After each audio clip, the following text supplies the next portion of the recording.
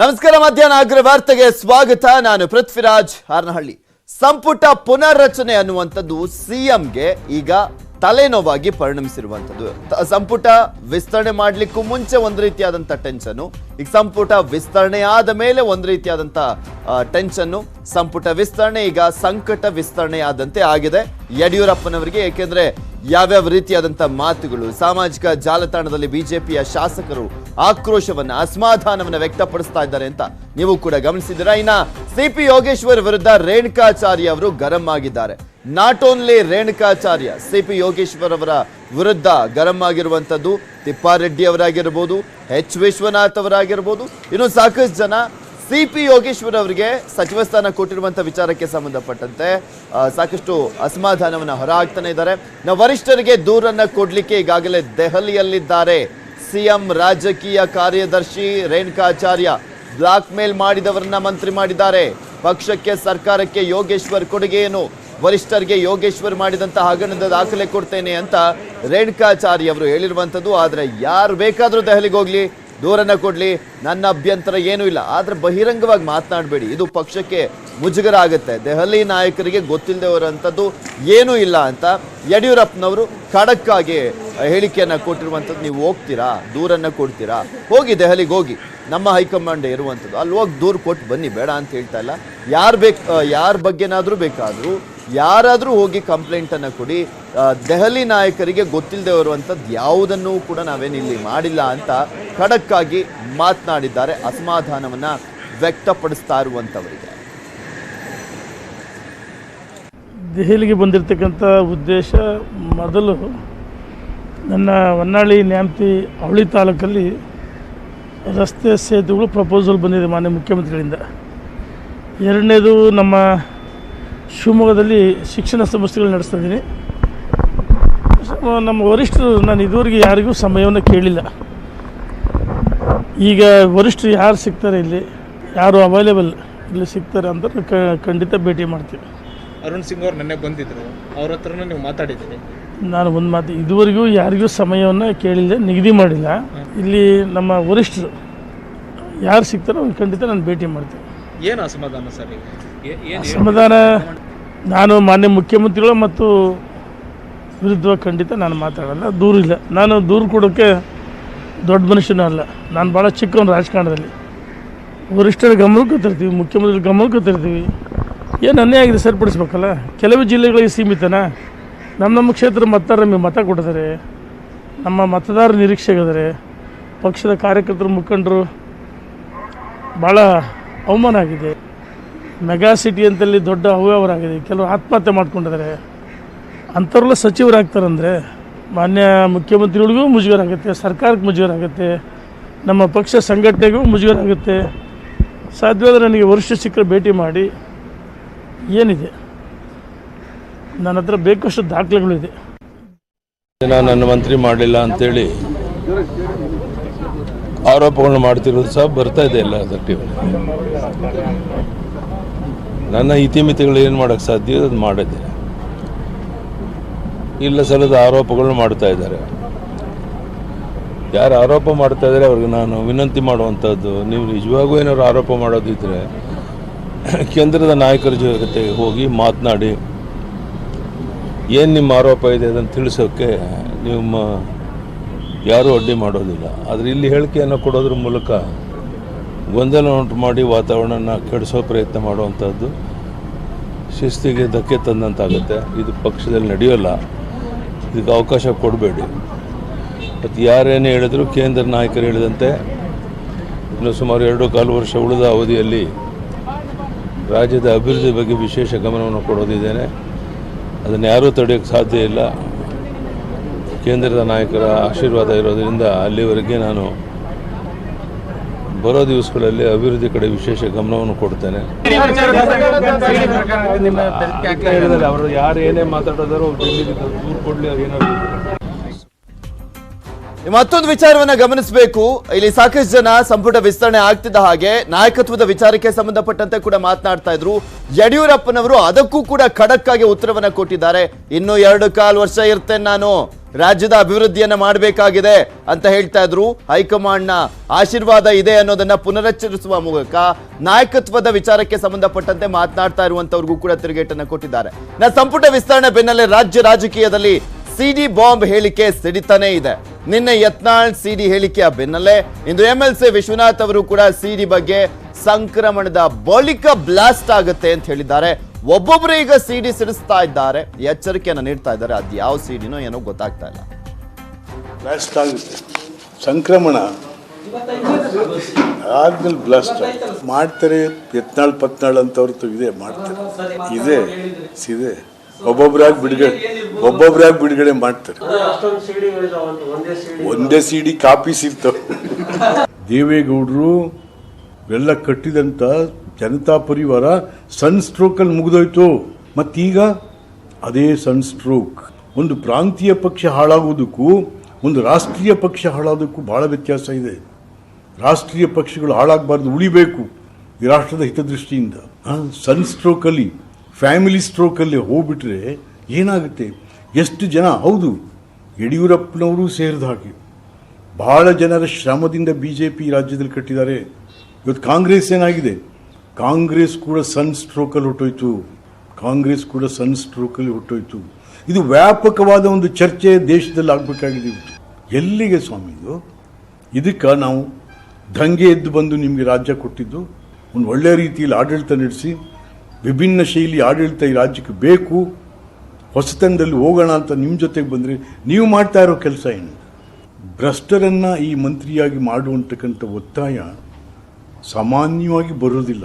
ಒಬ್ಬ ದಳ್ಳಾಳಿಯನ್ನ ತಮ್ಮ ಮಂತ್ರಿ ಮಂಡಲದಲ್ಲಿ ಮಂತ್ರಿ ಮಾಡಿಕೊಂಡಿರುವಂಥದ್ದು ಕೂಡ ಒಂಥರ ಯೋಗೀಶ್ವರ್.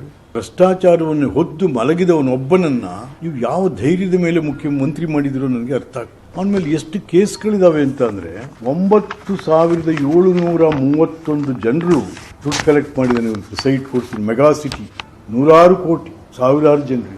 ಅವನು ಈ ರಾಜ್ಯದ ಮಂತ್ರಿ ಆಗ್ತಾನೆ ಅಂತಂದ್ರೆ ಅದನ್ನ ಮಾನ್ಯ ಮಾಡ್ತೀವಿ ಅಂತ ಯಾರಿಗಿದೆ? ನಾನು ನಿನ್ನೆ ಬಾಯಿ ತಪ್ಪಿ ಅವನ ಸೈನಿಕ ಅಂತ ಅಂದ್ಬಿಟ್ಟೆ. ಸೈನಿಕರಿಗೆ ಅವಮಾನ ಮಾಡ್ದಂಗೆ ಆಗುತ್ತೆ ಅವನನ್ನು ಸೈನಿಕ ಅಂತ. ನಾವು ಇವನ ಹೆಸರು ಹೇಳಬಾರ್ದು. ಸಂಪುಟ ವಿಸ್ತರಣೆ ಏನೋ ಆಯ್ತು. ಈ ಒಂದು ಸಂಪುಟ ವಿಸ್ತರಣೆಯ ಸಂದರ್ಭದಲ್ಲಿ ಬಹುಮುಖ್ಯವಾಗಿ ಮುನಿರತ್ನ ಅವರು ಎಲ್ಲಿ ಸಂಪುಟ ಸೇರ್ಪಡೆ ಆಗ್ತಾರೆ ಅನ್ನುವಂತಹ ಒಂದು ಏನು ಅವರ ಹೆಸರುಗಳು ಕೂಡ ಓಡಾಡ್ತಾ ಇತ್ತು. ಅವ್ರು ಹಾಗೆ ಆಗ್ತಾರೆ ಅಂತ ಅನ್ಕೊಳ್ಳಾಗ್ತಾ ಇತ್ತು. ಆದ್ರೆ ಫೈನಲಿ ಮುನಿರತ್ನ ಅವರನ್ನ ಕೈ ಬಿಡ್ಲಾಯ್ತು. ಇಲ್ಲಿ ಆಕ್ರೋಶವನ್ನ ವ್ಯಕ್ತಪಡಿಸ್ತಾರೆ ಅಂತ ಅನ್ಕೊಳ್ಳಾಗ್ತಾ ಇತ್ತು, ಅಸಮಾಧಾನ ಸ್ಫೋಟಗೊಳ್ಳುತ್ತೆ ಅಂತ ಅನ್ಕೊಳ್ಳಾಗ್ತಾ ಇತ್ತು. ಆದ್ರೆ ಅಷ್ಟು ದೊಡ್ಡ ಮಟ್ಟದಲ್ಲಿ ಏನು ಆಗ್ತಾ ಇಲ್ಲ. ಮುನಿರತ್ನ ಅವರ ವಿಚಾರಕ್ಕೆ ಸಂಬಂಧಪಟ್ಟಂತೆ ನೋಡೋದಾದ್ರೆ ನಮ್ಮ ಮಿತ್ರ ಮಂಡಳಿಗೆ ಶಾಸಕ ಮುನಿರತ್ನ ಅವರು ಟಾಂಗನ್ನ ಕೊಟ್ಟಿದ್ದಾರೆ. ನನ್ನ ಜೊತೆಗೆ ಬಂದವರೆಲ್ಲ ಬ್ಯುಸಿ ಇದ್ದಾರೆ, ಈಗ ಮಾತನಾಡ್ಲಿಕ್ಕೆ ಈಗ ಯಾರೂ ಕೂಡ ಫ್ರೀ ಸಿಗ್ತಾ ಇಲ್ಲ ಅಂತ ಟಾಂಗನ್ನ ಕೊಟ್ಟಿದ್ದಾರೆ. ವಿಶ್ವೇಶ್ವರಯ್ಯ ಸ್ಥಾಪಿಸಿದಂತ SBM ಈಗ ಇದೆಯಾ ಅಂದ್ರೆ ಸ್ಟೇಟ್ ಬ್ಯಾಂಕ್ ಆಫ್ ಮೈಸೂರಿಗೆ ಇದೆಯಾ? ಅದಿವಾಗ SBI ಆಗಿದೆ ಅಲ್ವಾ, ಸ್ಟೇಟ್ ಬ್ಯಾಂಕ್ ಆಫ್ ಇಂಡಿಯಾ ಆಗಿದೆ ಅಲ್ವಾ. ನಾವೆಲ್ಲ ಇಂಡಿಯಾ ಅಂತ ಅರ್ಥ ಅಂದ್ರೆ ನಾವೆಲ್ಲರೂ ಕೂಡ ಒಂದೇ, ಈಗ ನಮ್ದು ಯಾವುದೇ ರೀತಿಯಾದಂತ ಟೀಮ್ ಇಲ್ಲ ಅನ್ನುವ ರೀತಿಯಲ್ಲಿ ಹೇಳಿಕೆಯನ್ನ ಕೊಟ್ಟಿದ್ದಾರೆ. ತಮ್ಮ ಮಿತ್ರ ಮಂಡಳಿ ಸದಸ್ಯರ ಬಗ್ಗೆ ಗರಂ ಆಗಿ ಹೇಳಿಕೆಯನ್ನ ಕೊಟ್ಟಿರುವಂತದ್ದು. ತಮಗೆ ಸಚಿವ ಸ್ಥಾನ ಸಿಗದಿದ್ದಕ್ಕೆ ಬೇಸರವನ್ನ ವ್ಯಕ್ತಪಡಿಸಿದ್ದಾರೆ. ತಮ್ಮ ಪರ ಬ್ಯಾಟಿಂಗ್ ಮಾಡಿಲ್ಲವೆಂಬ ಬೇಸರವನ್ನ ವ್ಯಕ್ತಪಡಿಸಿರುವಂತದ್ದು. ನಾನು ಒಬ್ಬ ಕಾರ್ಯಕರ್ತನಾಗಿ ಮುಂದುವರಿಯುತ್ತೇನೆ, ಕ್ಷೇತ್ರದ ಜನರ ಋಣವನ್ನ ತೀರಿಸಬೇಕು ಅಂತ ಹೇಳಿದ್ದಾರೆ ಶಾಸಕ ಮುನಿರತ್ನ. ಈ ಬ್ರ್ಯಾಂಡ್ ಬದಲಾಯಿತು ಅಂತಲ್ಲ, ಸ್ಥಾಪನೆ ಮಾಡಿದಂತ ಸ್ಟೇಟ್ ಬ್ಯಾಂಕ್ ಆಫ್ ಮೈಸೂರು ಇದೆಯಾ? ಇಲ್ಲ ಸರ್. ಎಲ್ಲೋಯ್ತು? ಆಯ್ತು. ಈಗ ಅದೇನಾಯ್ತು? ಸ್ಟೇಟ್ ಬ್ಯಾಂಕ್ ಆಫ್ ಇಂಡಿಯಾ ಆಯ್ತು. ನಾವೆಲ್ಲ ಯಾರು ಇವಾಗ ಭಾರತೀಯ. ಇದರಲ್ಲಿ SBM ಅನ್ನೋ ಪ್ರಶ್ನೆ ಬರಲ್ಲ. ಬದಲಾಯಿತು, ಈ ಬ್ರ್ಯಾಂಡ್ ಬದಲಾಯಿತು ಅಂತಲ್ಲ, ಸ್ಥಾಪನೆ ಮಾಡಿದಂತ ಸ್ಟೇಟ್ ಬ್ಯಾಂಕ್ ಆಫ್ ಮೈಸೂರು ಇದೆಯಾ? ಇಲ್ಲ ಸರ್. ಎಲ್ಲೋಯ್ತು? ಆಯ್ತು. ಈಗ ಅದೇನಾಯ್ತು? ಸ್ಟೇಟ್ ಬ್ಯಾಂಕ್ ಆಫ್ ಇಂಡಿಯಾ ಆಯ್ತು. ನಾವೆಲ್ಲ ಯಾರು ಇವಾಗ ಭಾರತೀಯ. ಇದರಲ್ಲಿ SBM ಅನ್ನೋ ಪ್ರಶ್ನೆ ಬರಲ್ಲ. ಬದಲಾಯಿತು, ಈ ಬ್ರ್ಯಾಂಡ್ ಬದಲಾಯಿತು ಅಂತಲ್ಲ, ಸ್ಥಾಪನೆ ಮಾಡಿದಂತ ಸ್ಟೇಟ್ ಬ್ಯಾಂಕ್ ಆಫ್ ಮೈಸೂರು ಇದೆಯಾ? ಇಲ್ಲ ಸರ್. ಎಲ್ಲೋಯ್ತು? ಆಯ್ತು. ಈಗ ಅದೇನಾಯ್ತು? ಸ್ಟೇಟ್ ಬ್ಯಾಂಕ್ ಆಫ್ ಇಂಡಿಯಾ ಆಯ್ತು. ನಾವೆಲ್ಲ ಯಾರು ಇವಾಗ ಭಾರತೀಯ. ಇದರಲ್ಲಿ SBM ಅನ್ನೋ ನಿಮಗೆಲ್ರಿಗೂ ಕೂಡ ಗೊತ್ತಿದೆ, ಕಾಂಗ್ರೆಸ್ ಪಕ್ಷದಲ್ಲಿ ಇದ್ದಂತಹ ಸಂದರ್ಭದಲ್ಲೇ ಬೆಂಗಳೂರಿನ ಶಾಸಕರ ಪೈಕಿ SBM ಅಂತ ಒಂದು ಟೀಮ್ ಇತ್ತು. ST ಸೋಮಶೇಖರ್, ಬೈರತಿ ಬಸವರಾಜ್ ಮತ್ತೆ ಮುನಿರತ್ನ ಈ ಮೂವರು ಶಾಸಕರು ತುಂಬಾ ಅತ್ಯಾಪ್ತರಾಗಿದ್ರು. ಎಲ್ಲೋದ್ರೂ ಕೂಡ ಒಟ್ಟಿಗೆ ಹೋಗೋರು, ಎಲ್ಲೋದ್ರೂ ಕೂಡ ಒಟ್ಟಿಗೆ ಬರುವಂತವ್ರು. ಇನ್ನ ಒಟ್ಟಿಗೆ ರಾಜೀನಾಮೆಯನ್ನ ಕೊಟ್ಟಂತಹ ಸಂದರ್ಭ ಆದ ನಂತರ ಅವರಿಬ್ರು ಮಂತ್ರಿಗಳಾದ್ರು. ಆದ್ರೆ RR ನಗರ ಎಲೆಕ್ಷನ್ ಲೇಟ್ ಆಯ್ತು. ಅವರಿಬ್ಬರ ಎಲೆಕ್ಷನ್ ಟೈಮ್ನಲ್ಲಿ ಮುನಿರತ್ನ ಅವರು ಸಾಕಷ್ಟು ಪ್ರಚಾರವನ್ನ ಮಾಡಿದ್ರು. ಅವರಿಬ್ಬರನ್ನ ಗೆಲ್ಲಿಸಲೇಬೇಕು ಅನ್ನುವಂಥ ನಿಟ್ಟಿನಲ್ಲಿ ಓಡಾಟವನ್ನ ಮಾಡಿದ್ರು. ಆದ್ರೆ ಅದು ಎಲ್ಲಿ ಬಿರುಕು ಬಿಡ್ತೋ ಏನೋ ಗೊತ್ತಿಲ್ಲ. ಆದ್ರೆ ಈಗ ಆ ಮೂವರ ಟೀಮಲ್ಲಂತೂ ಒಡಕು ಮೂಡಿರುವಂತದ್ದಂತೂ ಸತ್ಯ. ಯಾಕೆಂದ್ರೆ ಮುನಿರತ್ನ ಅವರಿಗೆ ಸಚಿವ ಸ್ಥಾನವನ್ನ ಕೊಡಿಸುವಂತ ನಿಟ್ಟಿನಲ್ಲಿ ಯಾರು ಕೂಡ ಅಂದ್ರೆ ಅವರಿಬ್ರು ಸ್ಪೆಷಲಿ ಮುಂದಾಗಿಲ್ಲ ಅನ್ನುವಂಥ ಮಾತುಗಳು ಕೇಳಿ ಬರ್ತಾ ಇದೆ. ತನ್ನ ಸ್ನೇಹಿತನ ಪರವಾಗಿ ಬ್ಯಾಟಿಂಗ್ ಮಾಡಿಲ್ಲ ಅನ್ನುವಂಥ ಮಾತುಗಳು ಕೇಳಿ ಬರ್ತಾ ಇರುವಂಥದ್ದು. ಆ ಒಂದು ವಿಚಾರಕ್ಕೆ ಸಂಬಂಧಪಟ್ಟಂತೆ ಮುನಿರತ್ನ ಅವರು ಪರೋಕ್ಷವಾಗಿ ಟಾಂಗ್ ಕೊಟ್ಟಿದ್ದಾರೆ. ಇನ್ನ ಸಿಡಿಯ ವಿಚಾರಕ್ಕೆ ಸಂಬಂಧಪಟ್ಟಂತೆ ಪ್ರಮುಖವಾಗಿ ಚರ್ಚೆ ಆಗ್ತಾ ಇದೆ. ಸೊ ಆ ಒಂದು ವಿಚಾರಕ್ಕೆ ಸಂಬಂಧಪಟ್ಟಂತೆ ಕೂಡ ಮುನಿರತ್ನ ಅವರು ರಿಯಾಕ್ಷನ್ ಅನ್ನ ಕೊಟ್ಟಿದ್ದಾರೆ. ಇಲ್ಲಿ ಯತ್ನಾಳ್ ಮತ್ತೆ ವಿಶ್ವನಾಥ್ ಸಿಡಿ ವಿಚಾರಕ್ಕೆ ಸಂಬಂಧಪಟ್ಟಂತೆ ಪ್ರಸ್ತಾಪವನ್ನ ಮಾಡಿರುವಂತದ್ದು. ಅದಕ್ಕೆ ಮುನಿರತ್ನ ಅವರು ರಿಯಾಕ್ಷನ್ ಕೊಟ್ಟಿದ್ದಾರೆ. ಸಿಡಿ ಇದ್ರೆ ತೋರಿಸಿ, ಸುಮ್ಮನೆ ಮಾತನಾಡಬಾರ್ದು, ಆಧಾರ ರಹಿತವಾಗಿ ಮಾತನಾಡಬಾರ್ದು ಅಂತ ಬೆಂಗಳೂರಿನಲ್ಲಿ ಶಾಸಕ ಮುನಿರತ್ನ ಅವರು ಹೇಳಿಕೆಯನ್ನ ಕೊಟ್ಟಿದ್ದಾರೆ. ಪಕ್ಷಕ್ಕೆ ಮುಜುಗರ ತರುವಂತ ಕೆಲಸವನ್ನ ಮಾಡಬಾರ್ದು, ಯಾರೇ ಆಗ್ಲಿ ಆಧಾರ ರಹಿತ ಹೇಳಿಕೆಗಳು ಬೇಡ. ಸಿಡಿ ಹೇಳಿಕೆ ನೀಡ್ತಾ ಇರುವಂತ ನಾಯಕರಿಗೆ ಟಾಂಗ್ ಅನ್ನ ಕೊಟ್ಟಿದ್ದಾರೆ.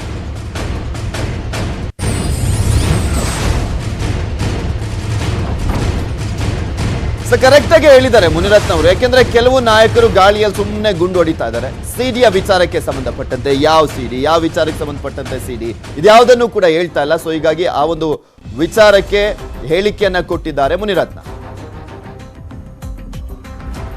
ಪ್ರಮುಖವಾಗಿ ಸಿಡಿ ಯಾವ್ದಾದ್ರು ಇದ್ರೆ ಹೇಳಿ ಯಾವುದು ಅಂದ್ಬಿಟ್ಟು, ಆಧಾರ ರಹಿತವಾಗಿ ಸುಮ್ಮನೆ ಸಿಡಿ ಅಂತ ಮಾತನಾಡಬೇಡಿ ಅಂತ ಮುನಿರತ್ನ ಅವರು ಸಲಹೆಯನ್ನ ಕೂಡ ಕೊಟ್ಟಿರುವಂತದ್ದು.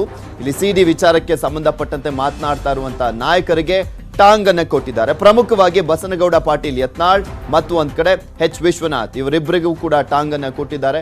ಸಿಡಿ ಇದ್ರೆ ತೋರಿಸಿ, ಸುಮ್ಮನೆ ಮಾತನಾಡಬೇಡಿ, ಆಧಾರ ರಹಿತವಾಗಿ ಮಾತನಾಡುವಂಥದ್ದು ಎಷ್ಟರ ಮಟ್ಟಿಗೆ ಸರಿ ಅನ್ನುವ ರೀತಿಯಲ್ಲಿ ಪ್ರಶ್ನೆಯನ್ನ ಮಾಡಿದ್ದಾರೆ ಮುನಿರತ್ನ ಅವರು. ಯಾಕೆಂದ್ರೆ ಸಿಡಿಯನ್ನ ಇಟ್ಕೊಂಡು ಕೆಲವರು ಬ್ಲಾಕ್ ಮೇಲ್ ಮಾಡಿ ಸಚಿವರಾಗಿದ್ದಾರೆ ಅಂತ ಆರೋಪವನ್ನ ಮಾಡಿದ್ರು ಬಸನಗೌಡ ಪಾಟೀಲ್ ಯತ್ನಾಳ್ ಮತ್ತೆ ಎಚ್ ವಿಶ್ವನಾಥ್.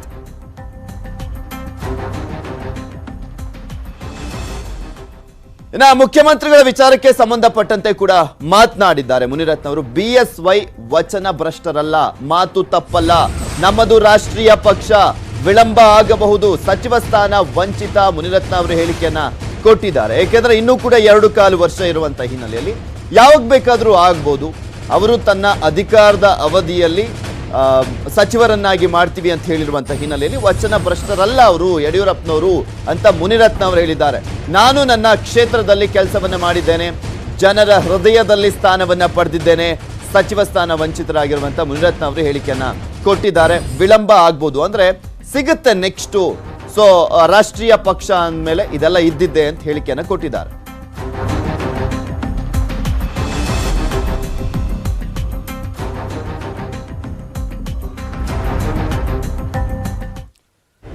ನಮ್ಮ ದಿನನಿತ್ಯದ ಆಹಾರದಲ್ಲಿ ಶಕ್ತಿಗಿಂತಲೂ ಕೂಡ ಹೆಚ್ಚಾಗಿ ನಿಶಕ್ತಿಯೇ ಕಾಡ್ತಾ ಇದೆ. ಮಕ್ಕಳು Maggi, noodles, gobi, fried rice ಸೇರಿದಂತೆ ಹಲವು ಬಗೆಯ ಫಾಸ್ಟ್ ಫುಡ್ಗಳಿಂದಾಗಿ ಆರೋಗ್ಯವನ್ನೇ ಹಾಳು ಮಾಡಿಕೊಳ್ತಿದ್ದಾರೆ. ಆದರೆ ಇಲ್ಲೊಂದಷ್ಟು ಆಹಾರ ಪದಾರ್ಥಗಳಿವೆ, ಇದನ್ನ ಸೇವಿಸಿದ್ರೆ ಎಲ್ಲಿಲ್ಲದ ಶಕ್ತಿ ಉತ್ಪತ್ತಿ ಆಗ್ತದೆ, ಜೊತೆಗೆ ನೋ ಶುಗರ್ ನೋ BP.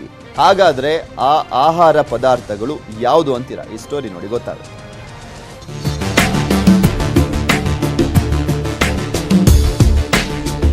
ಈಗ ನಾವು ಹೇಳ್ತಾ ಇರೋದು ಸಿರಿಧಾನ್ಯದ ಮಹತ್ವ ಏನು ಅನ್ನೋದನ್ನ.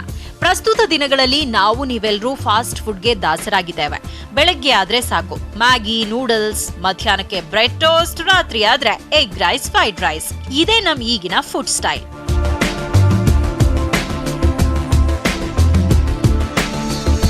ರಾಮನಗರ ತಾಲೂಕಿನ ಬಿಳಗುಂಬ ಗ್ರಾಮದ ವಾಸು ಎಂಬ ರೈತ ಸಿರಿಧಾನ್ಯದಿಂದಲೇ ಬದುಕು ಕಟ್ಟಿಕೊಂಡಿದ್ದಾನೆ. ಸುಮಾರು 6 ವರ್ಷಗಳಿಂದ ಸಿರಿಧಾನ್ಯ ಬೆಳೀತಾ ಇದ್ದಾರೆ. 50 ರಿಂದ 70 ಲಕ್ಷ ರೂಪಾಯಿ ಖರ್ಚು ಮಾಡಿ ಪ್ರೊಸೆಸಿಂಗ್ ಯೂನಿಟ್ ಪ್ರಾರಂಭಿಸಿದ್ದಾರೆ. 7 ಬಗೆಯ ಸಿರಿಧಾನ್ಯಗಳನ್ನ ಬೆಳೀತಿದ್ದಾರೆ. ಕೊಪ್ಪಳ, ರಾಯಚೂರು ಸೇರಿದಂತೆ ರಾಮನಗರ ಜಿಲ್ಲೆಯ ಸುತ್ತಮುತ್ತಲ ರೈತರಿಗೆ ಬೀಜಗಳನ್ನು ವಿತರಿಸುತ್ತಾರೆ. ನಂತರ ಬಂದ ಬೆಳೆಯನ್ನ ತಾವೇ ಖರೀದಿಸಿ ಪ್ರೊಸೆಸಿಂಗ್ ಯೂನಿಟ್ನಲ್ಲಿ ಮಿಲ್ ಮಾಡಿದ ನಂತರ ಪ್ಯಾಕೆಟ್ ಮಾಡಿ ತಮ್ಮದೇ ರಾಮ್ ಗೋಲ್ಡ್ ಹೆಸರಿನಲ್ಲಿ ಮಾರಾಟ ಮಾಡ್ತಾರೆ. ಪ್ರೊಸೆಸಿಂಗ್ ಯೂನಿಟ್ ಮಾಡೋಕ್ಕೆ ನಮಗೆ ಸುಮಾರು ಒಂದು 65-70 ಲಕ್ಷ ರೂಪಾಯಿ ಖರ್ಚಾಯಿತು.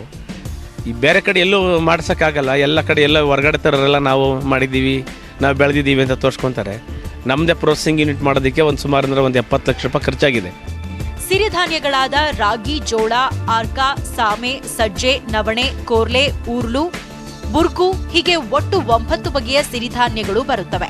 ಇದರಿಂದ ನಾವು 22 ಬಗೆಯ ರೀತಿಯ ಆಹಾರ ಪದಾರ್ಥಗಳನ್ನು ತಯಾರು ಮಾಡಬಹುದಾಗಿದೆ. ಮುಖ್ಯವಾಗಿ ರಾಗಿ ಮಿಲೆಟ್, ಗೋಧಿ ಪೌಡರ್, ಆರ್ಕ ಉಪ್ಪಿಟ್ಟು ಸೇರಿದಂತೆ ಹಲವು ಬಗೆಯ ಪೌಡರ್ ರೆಡಿ ಮಾಡ್ತಾರೆ. ಈ ಸಿರಿಧಾನ್ಯಗಳನ್ನ 3 ತಿಂಗಳುಗಳ ಕಾಲ ಸೇವನೆ ಮಾಡಿದ್ರೆ ಶುಗರ್, ಬಿಪಿ ಮಾಯವಾಗುತ್ತೆ ಅಂತಾರೆ ರೈತ ವಾಸು. ಕರೆಕ್ಟಾಗಿ ಸಿರಿಧಾನ್ಯ ತಿನ್ಕೊಂಡ್ರೆ ನಿಮ್ಗೆ ಹೆಲ್ತಿ ಆರೋಗ್ಯ ಆಗಿರ್ತದೆ. ಫಸ್ಟು ಹಾಸ್ಪಿಟ್ಲಿಗೆ ಏನು ನೀವು ಕೊಡ್ತಾ ಇದ್ದೀರಿ, ನೀವು ಹೊರಗಡೆಗೆ ಎಲ್ಲಿ ನೀವು ನನಗೆ ಬ್ಯಾಕ್ ಪೇನ್ ಬತ್ತು, ಮೂಳೆ ನೋವು ಬತ್ತು, ನನಗೆ ಶುಗರ್ ಇದೆ ಅನ್ನೋದು ಬೇಕಾದ್ರೆ ನಾವು ಚಾಲೆಂಜ್ ಮಾಡ್ತೀವಿ.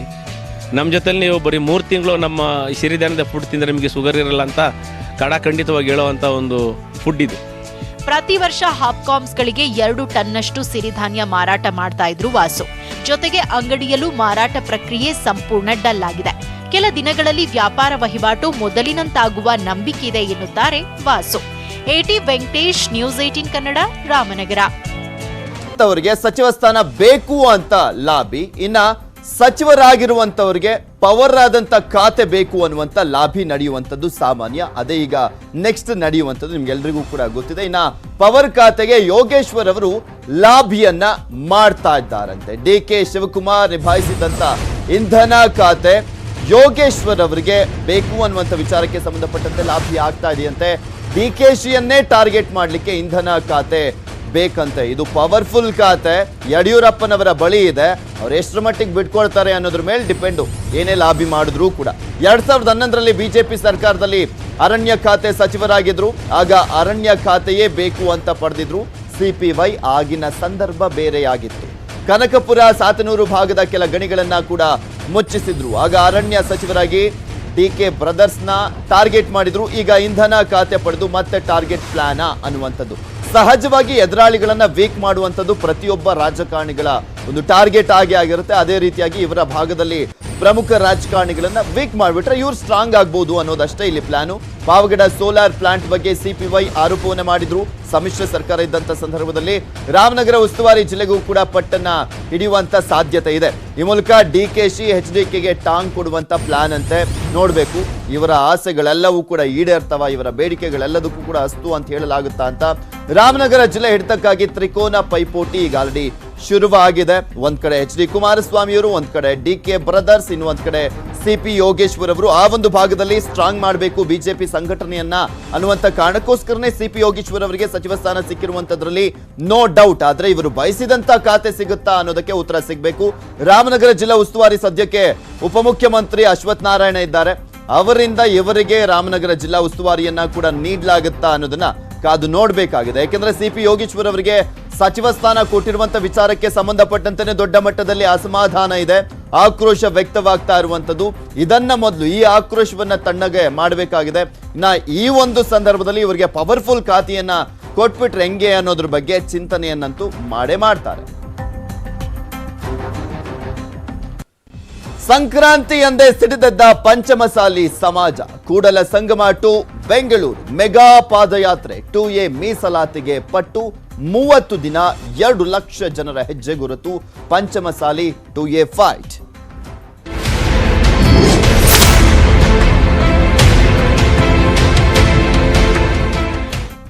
ಲಿಂಗಾಯತ ಪ್ರತ್ಯೇಕ ಧರ್ಮ ಆಗಬೇಕು ಅನ್ನುವಂಥ ವಿಚಾರಕ್ಕೆ ಸಂಬಂಧಪಟ್ಟಂತೆ ಆದಂತ ಹೋರಾಟ ಆಯಿತು. ಈಗ ಪಂಚಮಸಾಲಿ ಸಮಾಜಕ್ಕೆ 2A ಮೀಸಲಾತಿ ಸಿಗಬೇಕು ಅನ್ನುವಂಥ ವಿಚಾರಕ್ಕೆ ಸಂಬಂಧಪಟ್ಟಂತೆ ಕೂಡ ಈಗ ಹೋರಾಟ ಶುರುವಾಗ್ತಾ ಇದೆ. ಬಾಗಲಕೋಟೆಯಿಂದ ವಿಧಾನಸೌಧಕ್ಕೆ ಪಾದಯಾತ್ರೆಯನ್ನ ಹಮ್ಮಿಕೊಳ್ಳಲಾಗಿರುವಂಥದ್ದು. ಕೂಡಲ ಸಂಗಮದ ಜಯ ಮೃತ್ಯುಂಜಯ ಶ್ರೀ ನೇತೃತ್ವದಲ್ಲಿ ಪಾದಯಾತ್ರೆ ನಡೀತಾ ಇದೆ. ಬಸನಗೌಡ ಪಾಟೀಲ್ ಯತ್ನಾಳ್ ಪಾದಯಾತ್ರೆಗೆ ಚಾಲನೆಯನ್ನು ನೀಡಿದ್ದು ಹುನಗುಂದ, ಕುಷ್ಟಗಿ, ಹೊಸಪೇಟೆ, ಹರಪನಹಳ್ಳಿ, ಚಿತ್ರದುರ್ಗ, ತುಮಕೂರು ಮೂಲಕ ಬೆಂಗಳೂರಿಗೆ ಬರಲಾಗುತ್ತೆ. ಸುಮಾರು 2 ಲಕ್ಷ ಜನ ಬೆಂಗಳೂರಿಗೆ ಪಾದಯಾತ್ರೆಯನ್ನ ಮಾಡಲಿದ್ದಾರಂತೆ. ಪ್ರತಿದಿನ 20 ಕಿಲೋಮೀಟರ್ ನಡಿಗೆ 30 ದಿನಗಳ ಪಾದಯಾತ್ರೆ ಮೂಲಕ ವಿಧಾನಸೌಧ ಚಲೋ ನಡೆಯಲಿದೆ. ಕೂಡಲ ಸಂಗಮದಿಂದ ಹುನಗುಂದ, ಕುಷ್ಟಗಿ, ಹೊಸಪೇಟೆ, ಹರಪನಹಳ್ಳಿ, ಚಿತ್ರದುರ್ಗ, ತುಮಕೂರು ಮಾರ್ಗವಾಗಿ ಬೆಂಗಳೂರಿಗೆ ಪಾದಯಾತ್ರೆಯನ್ನ ಮಾಡಲಿದ್ದಾರೆ. ಮುರುಗೇಶ್ ನಿರಾಣಿ ನೀಡಿದಂಥ ಗೊಂದಲದ ಹೇಳಿಕೆಯಿಂದ ಈ ಪಾದಯಾತ್ರೆ ರಾಜಕೀಯ ಸ್ವರೂಪವನ್ನ ಪಡೆದುಕೊಂಡಿದೆ. ನಿರಾಣಿ ವಿರುದ್ಧ ಪರೋಕ್ಷವಾಗಿ ಬಸನಗೌಡ ಪಾಟೀಲ್ ಯತ್ನಾಳ್ ಗುಡುಗಿದ್ದಾರೆ.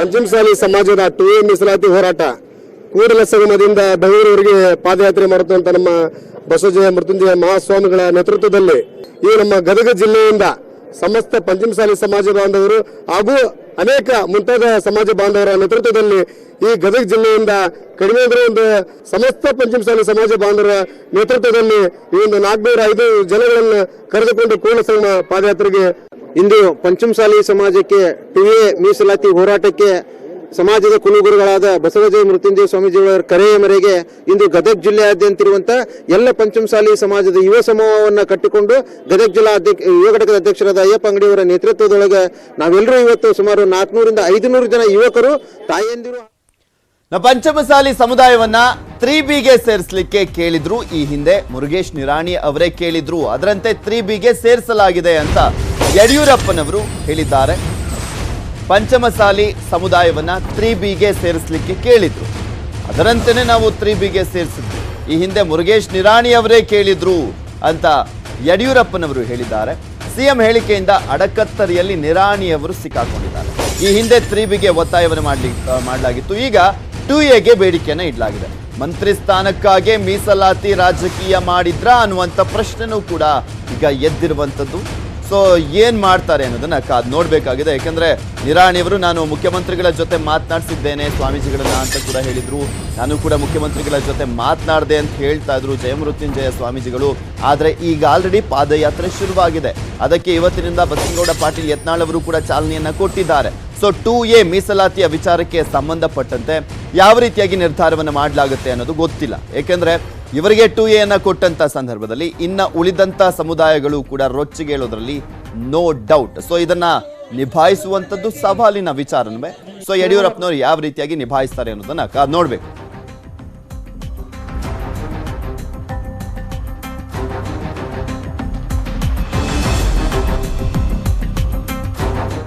ಬಸವನಾಡಿನ ಕೃಷಿ ವಿಜ್ಞಾನಿಯೊಬ್ಬರು ವಿನೂತನ ಸಂಶೋಧನೆಯ ಮೂಲಕ ಈಗ ರೈತರ ಮನಗೆದ್ದಿದ್ದಾರೆ. ಕೂಲಿ ಕಾರ್ಮಿಕರ ಸಮಸ್ಯೆ, ರೋಗಬಾಧೆಗೆ ಪರಿಹಾರ ಕಂಡುಕೊಂಡಿದ್ದಾರೆ. ಅಷ್ಟೇ ಅಲ್ಲ, ರೈತರು ಹೆಚ್ಚುವರಿ ಲಾಭ ಮಾಡಿಕೊಳ್ಳಿಕ್ಕೆ ಈ ಯುವ ವಿಜ್ಞಾನಿ ಸಂಶೋಧಿಸಿರುವಂಥ ಯಂತ್ರ ನೆರವಾಗ್ತಾರೆ.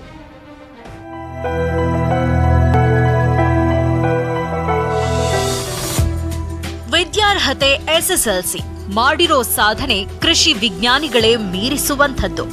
ಕಡಲೆ ಸಮೃದ್ಧವಾಗಿ ಬೆಳೆಯಬೇಕೆಂದ್ರೆ ಅದರ ನಿರ್ವಹಣೆ ಅಷ್ಟೇ ಮುಖ್ಯ. ಕಡಲೆ ನಿರ್ವಹಣೆಯಲ್ಲಿ ಕುಡಿ ಚಿವುಟುವುದು ಪ್ರಮುಖ ಘಟ್ಟ. ಕಡಲೆ ಕುಡಿ ಚಿವುಟಲು ಒಂದಿನಕ್ಕೆ ಕನಿಷ್ಠ 4-5 ಜನ ಬೇಕು. ಇವರಿಗೆ ಸುಮಾರು 1200 ರಿಂದ 1500 ರೂಪಾಯಿ ಕೂಲಿ ಹಣ ನೀಡಬೇಕಾಗತ್ತೆ. ಬೆನ್ನೋವು ಹೆಚ್ಚಾಗಿ ಬರೋ ಕಾರಣಕ್ಕೆ ಕೂಲಿ ಕಾರ್ಮಿಕರು ಬರಲು ಹಿಂಜರಿತಾರೆ. ವಿಜಯಪುರದ ಈ ಯುವ ಕೃಷಿ ವಿಜ್ಞಾನಿ ಗಿರೀಶ್ ಭದ್ರಗುಂಡ ಹೊಸ ಸಲಕರಣೆಯೊಂದಿಗೆ ಸಂಶೋಧನೆಯನ್ನ ಮಾಡಿದ್ದಾರೆ. ಈ ಸೌರಚಾಲಿತ ಯಂತ್ರದ ಬೆಲೆ ಕೇವಲ ತುಂಬಾನೇ ಕಷ್ಟ. ಅದಕ್ಕೆ ನಾವೇನು ಮಾಡಿದ್ದೀವಿ, ಸೋಲಾರ್ ಆಧಾರಿತ ಕಡಲೆ ಚೂಟುವ ಯಂತ್ರವನ್ನು ರೆಡಿ ಮಾಡಿದ್ದೀವಿ. ಇದೇನಿಲ್ಲ, ತಲೆಗೆ ಈ ಥರ ನಾವು ಕ್ಯಾಪ್ ಹಾಕ್ಕೊಂಡು ಸಾಲು ಹಿಡ್ಕೊಂಡು ನಾವು ಅದು ಮಷಿನ್ ಹೊತ್ಕೊಂಡು ಹೋಗೋದ್ರಿಂದ ಪಲ್ಯ ಚಿಗುರು ಕಟ್ ಆಗ್ತೈತಿ, ಆಮೇಲೆ ಆ ಪಲ್ಯನೂ ಕಲೆಕ್ಟ್ ಆಗ್ತೈತಿ. ಈ ಯಂತ್ರದ ಮತ್ತೊಂದು ವಿಶೇಷತೆ ಅಂದ್ರೆ ಇದು ಕೇವಲ 6-7 kg ಭಾರ ಇರೋದ್ರಿಂದ ಮಹಿಳೆಯರೂ ಕೂಡ ಇದನ್ನ ಸುಲಭವಾಗಿ ಬಳಸಬಹುದಾಗಿದೆ. Mahesh B Shettagar, news 18 Kannada, Vijayapura.